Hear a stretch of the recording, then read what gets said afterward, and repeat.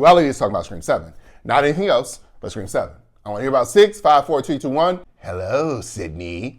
Like 6, 7. What does AI, blondes, and Pilates have to do with each other? It's the newest movie, Scream 7, featuring Neve Campbell and some other people I don't remember.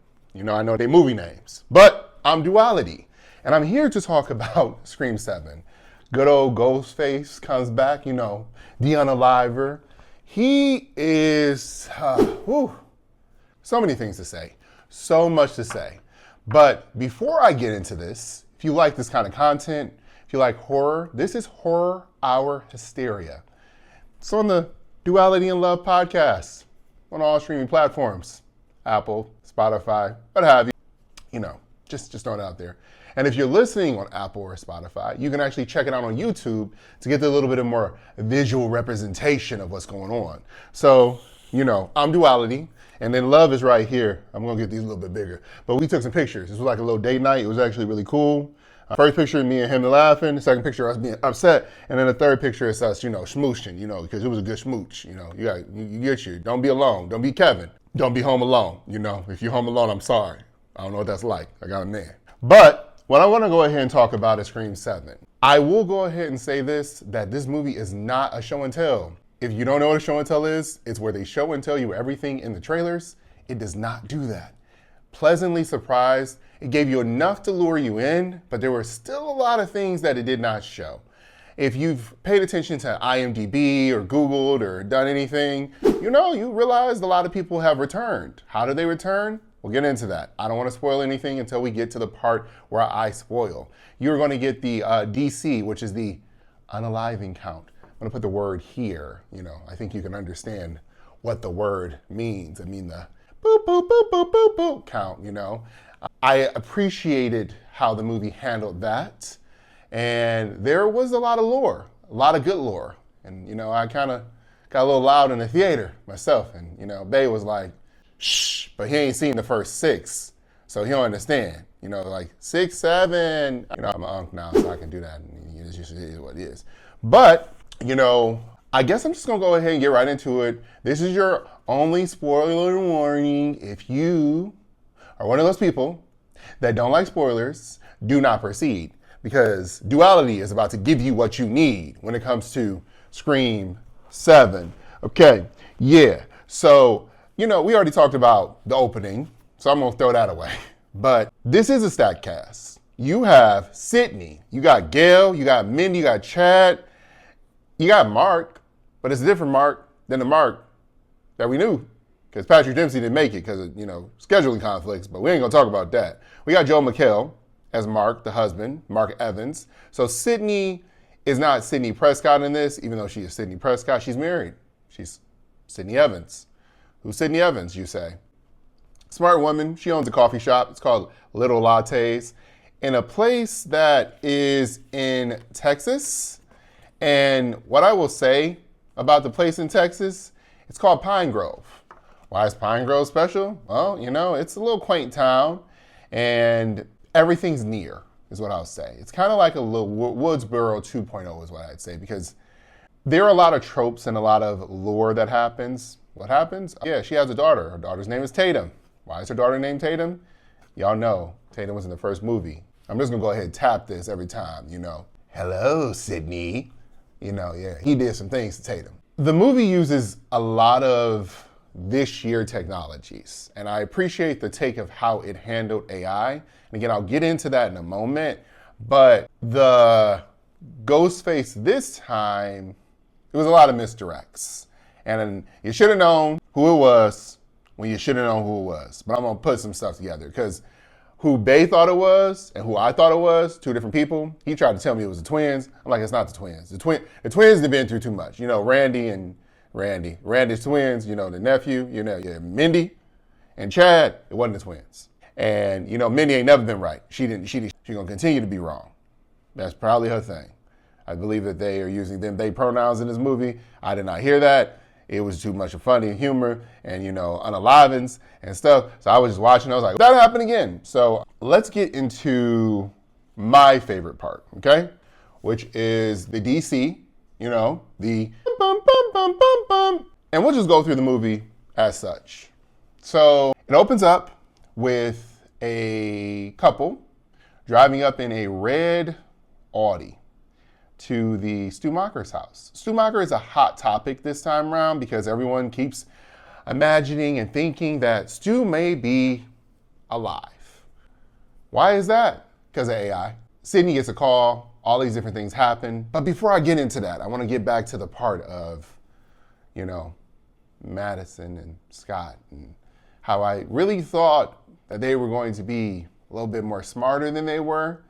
And on top of that, I kind of felt a way about her not being Madison Beer because I thought it was Madison Beer. But it was like, she is not in the movie. That is not her. I'm like, it could have been Madison Beer. Looks like Madison Beer, but blonde. It's not Madison Beer. I was wrong. Not even close. But essentially some crazy things happen. And with my spoilers, I'm going to tell you everything, but I'm not going to tell you everything. I'm not going to give away every detail because I want you guys to still watch the movie. This is just my opinion and my review. What I will share with you is some things happen.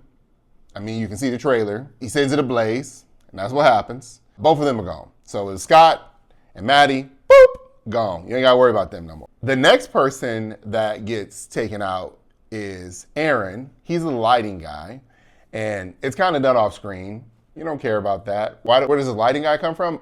Essentially, whoever the Ghostface person is this time is somebody that is smart enough to know things about Sydney's life because there's no way that Stu could have known all of this stuff.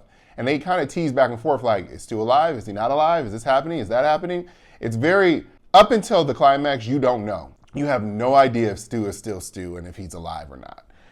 So again, Aaron, he's a lighting guy, a play happens. There's this lovely foreshadowing. There's a lot of foreshadowing in this movie where McKenna Grace, her name in this movie is Hannah, is flying back and forth as a little fairy princess on a little line. And actually it was kind of cute. Not very much. It was very gory. I liked it. Kind of felt bad for her. She got hit. She got, boop, boop, boop, boop, boop. Yeah, she was gone too. So we up to 4. Then after her, my favorite scene is the house scene. So after all of this stuff, Sydney goes back home with Tatum, and Tatum, Mark, and Sydney are in the house. The other kids are with grandparents, which, I like how they solved that without solving it. Well, boop, Ghostface, I'm just gonna say GF, girlfriend, whatever you wanna call him, is in the attic, really quiet, hops down, basically torments them. That's the whole scene where you see boop going through the wall and then they're in the safe room and all these different things happen. Well, who shows up? Our girl Gail Weathers. I'm clapping because Gail Weathers hits the person boop boop with the car, and then Mindy hop out and so do Chad. I'm like, okay, I see what y'all did there. They reference New York several times and how essentially Nev, Sydney's character, should have been included, and how she feels a way that she wasn't included. So obviously that was kind of like a dig at Melissa. I really enjoyed Melissa's character. Everyone has an opinion about that. I support Melissa, and that's all I'll say.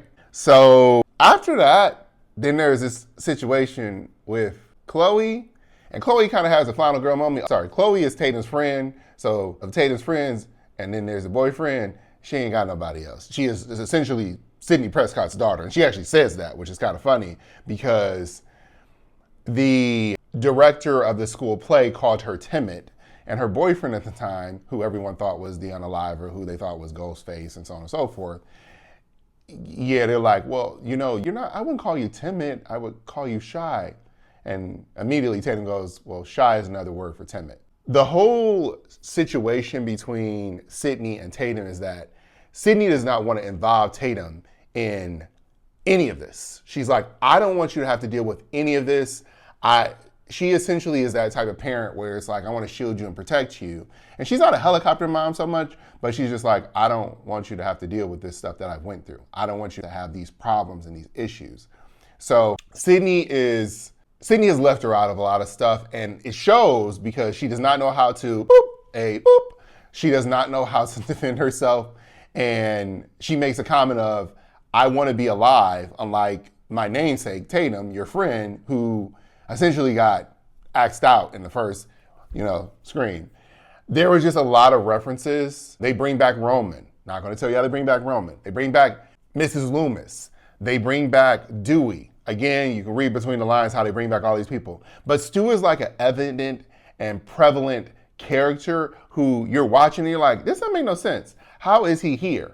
Well, Ben's the boyfriend, who is apparently not only hot, but he's also a tech guy, overlays himself in AI. So there's a scene that takes place right before Chloe's unaliving where you watching this movie and you're like, it's Ben. Well, I told Bay, and this is a giveaway for movies, bad guys can't use Apple products. And he was using a Mac to edit, so it couldn't have been him. Yeah, we'll talk about that in a few moments. So Chloe kind of has a few final girl scene until she's unalived by some glass, and I feel bad for her. And then they called him the creepy kid, is what Minnie kept calling him, who is ASA, I don't know how to pronounce his name, but he's in, The Boys spinoff, which is Gen V. He's hilarious there. Really good character, really invulnerable. Sam, yeah, neither here nor there. Focusing back on this, because, Duality will be bouncing. Like, we're every which way.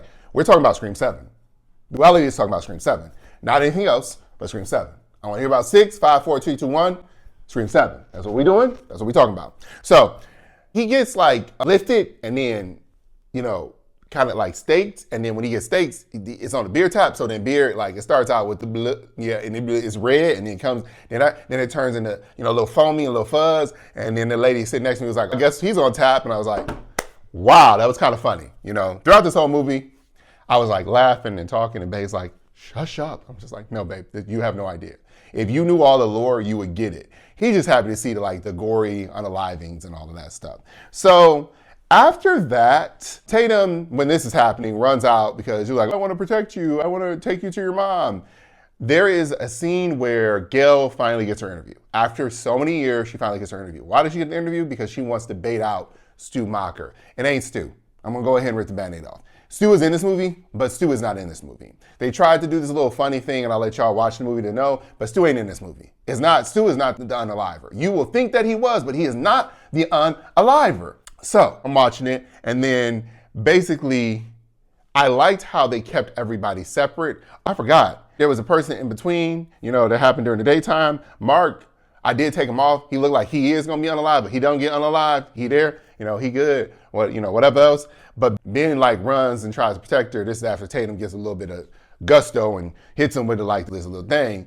And see what happened was Ben gets boop. There's no more Ben. So the boyfriend, I don't know if I told you, but Ben's the boy. There ain't no more Ben. He is unalive. So they thought creepy kid and they thought Ben the boyfriend. Neither person was here. I'm sorry. Neither person was here. It's kind of sad. So then we go to the next two people who get unalived in this movie, which is kind of funny. Carl is chasing our homegirl. Who's our homegirl? Tatum. She gets her little final girl scene.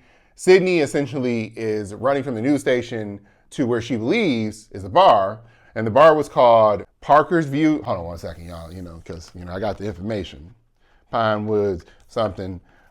It was called Parker something. It was a bar. Doesn't matter. It's not relevant. That's where the scenes with the Chloe and Lucas and the things happened. It was kind of sad, but so Sydney's trying to run because she tried to get in the car. She ain't got the keys, which I don't know how that happens because you're Sydney effing Prescott. You said that. You was like, I'm Sydney effing Prescott and I got a pew pew. She was on it. Now, the scene that really was impactful to me was when Sydney was walking her through how to turn off the safety and essentially shoot the pew pew. Yeah, but there is multiple times where I'm just like, Tatum, be smarter. Yeah, that came through, and I was a little irritated because I'm like, little girl, mama said what to do, and you ain't do it. So, the movie can't have 1, 2, 3. Yeah, there was 3 boop boops this time. There was a escaped convict who got hit by the first person who was in their house, got hit by Gail's Range Rover, which was hilarious. That was a very good scene. I clapped, I got happy. I will say that they are trying to make it seem like Gail's not in the movie. Gail's not in the beginning of the movie, but she's in the most important parts. And she got a mouth like a sailor, and I love it, Courtney Cox, shout out to you. You was doing that thing. Dewey makes an appearance, again, via AI. That's how they bring back Billy Loomis. Excuse me, Loomis is not in this list. Mrs. Loomis. That's how they bring back Mrs. Loomis. That's how they bring back Roman. That's how they bring back Dewey. That's how they bring back Stu Macher. Obviously, the real actors were there, but they used AI. And that was what Ben was tinkering with. And that's why Tatum immediately assumed that he was the unaliver, and he was not the unaliver Pope man. He was just smart and in the wrong place at the wrong time. So Lucas's mother and Carl were the unalivers. Now Carl may be the other guy who got unalived, and there could have been another person named Joe. I don't know. Just all I know is there was a place called Fallbrook, and it was a psychiatric place, and that's where they met. And then they all were like obsessed because it's always that was the thing. Like Gail just came, it's always connected. It's always connected. And Gail kept saying that. Well, it was always connected. These people were obsessed with Sydney. And there was a scene where I have to assume Jessica knew the password to get into Sydney's place, Little Lattes, and got it into the place. Why did she know? Because Jessica and Sydney are next door neighbors. Now, I don't know who took out her son, but I'm pretty sure it was her. That's why I said blonde. Who's Jessica? Anna Camp. Should have known. As soon as she's in anything, she played crazy too well. She plays crazy too well. She's in the movie. I said, we know who should have paid attention. It was her. They kind of played it low key throughout the whole movie. And then again, there was this other guy who worked at Fallbrook, and he was just a little off. And he was second in Banana. We thought Mark passed away. No, Mark's a trooper. Mark was able to survive. He survived. And I mean, he survived. And then, yeah, that's all I'm going to say. He survived. Mark survived, which was great. He undid Tatum's restraints. They had duct taped Tatum. And you know villains got to do this long monologue. Well, Sydney goes ahead, taps right here on that Carl guy. Again, I don't remember Carl's name. He ain't relevant. He gets unalived immediately. And then Tatum breaks free with the chair and then like throws a chair. And then there's a whole like little situation between Sydney and Jessica, and it was kind of interesting. And then she runs away, you know, in a great Ghostface fashion. She ran away, which has me on the floor. When I tell you I am on the floor dead, dying, and all of a sudden, you know, they shoot who they shoot, and, you know, what happened. But then, you know, it's like you always go for the headshot. They didn't go for the headshot. They being Tatum. And then her pronouns probably her, she, her, but you know what I'm saying, they. And then at the end of the movie, literally the apex, you know, the climax, the apex, at the apex of the movie, that's when they basically unload on Anna, AKA Jessica, and they just, you know, yeah. And that's the end of her. And that's really the end of the movie. So what I will tell you is I definitely would recommend watching this in theaters. If you are a Scream fan, you will not be disappointed. I feel like nothing that movies do nowadays are good enough because people are like, I want more. It had the lore. It had Sidney Prescott, AKA Sidney Evans. I could see where they're potentially going to go with this one because there could always be an unalive. There could always be a new Ghostface. So this has been Duality. I'll tell you guys, Scary Movie 6. That trailer was dropped in this movie, and I promise you I died laughing. There were so many jokes, so many puns. They talk about Ghostface, Megan, so many different things. So I'm looking forward to that. I think that comes out in like June.